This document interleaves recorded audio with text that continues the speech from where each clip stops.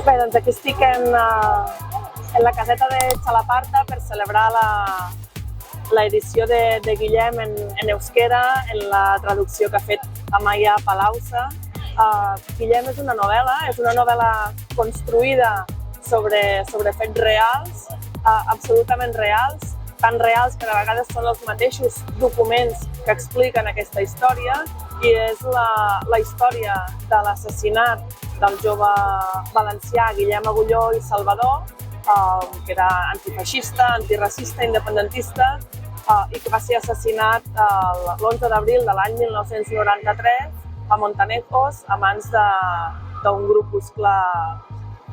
nazi feixistoide. Aquesta novel·la és evidentment un homenatge a Guillem Agulló, explica el context en què es vivia al País Valencià, especialment a la ciutat de València, als anys 90, i també la reacció de bona part del poble valencià, especialment de la gent jove. En realitat